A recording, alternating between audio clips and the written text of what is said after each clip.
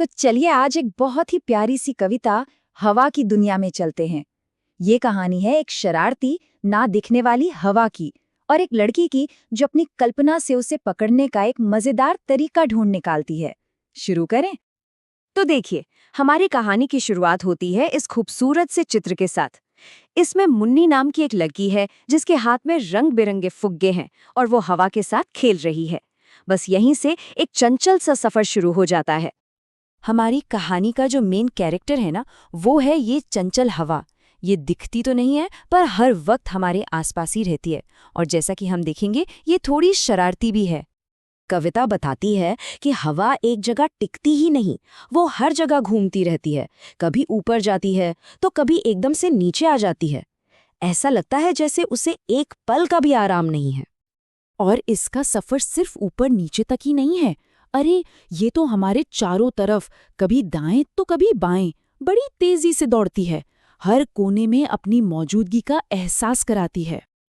और जब ये हवा इतनी तेजी से चलती है ना, तो एक खास आवाज भी तो करती है, एक सरसराहट की आवाज, जिसे कविता में बड़े प्यारे ढंग से साएं साएं कहा गया है।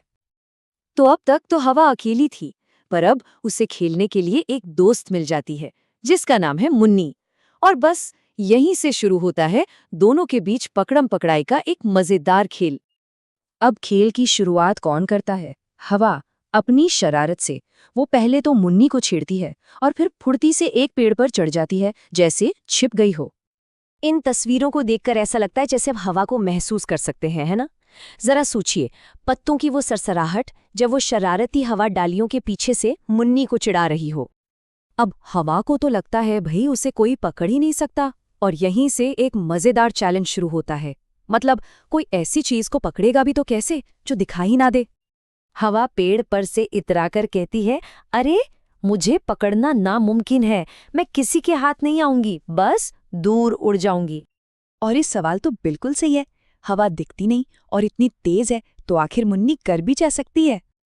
लेकिन मुन्नी भी हार मानने वालों में से नहीं है। उसके दिमाग में एक कमाल का बड़ा ही मजेदार आइडिया आता है।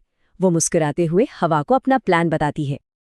उसका प्लान तो है बड़ा सिंपल, पर है एकदम जीनियस।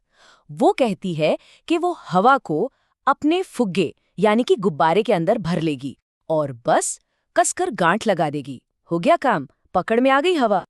तो कविता तो यहाँ एक मजेदार मोड़ पर आकर रुक जाती है, पर कहानी को यहीं खत्म होने की जरूरत नहीं है।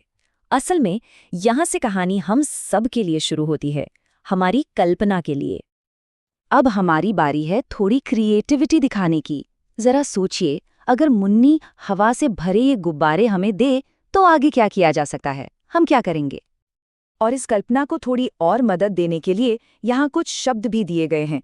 इनका इस्तेमाल करके कोई भी अपनी कहानी बना सकता है या शायद कोई नया चित्र भी सोच सकता है। तो सबसे जरूरी बात यह है कि मुन्नी ने अपनी सोच से खेलने का एक नया और चतुर तरीका खोज निकाला। अब सोचने वाली बात यह है कि इस न दिखने वाली चंचल हवा के साथ खेलने का और कौन सा नया मजेदार तरीका हो सकता है। इस पर जरूर सोचिएगा।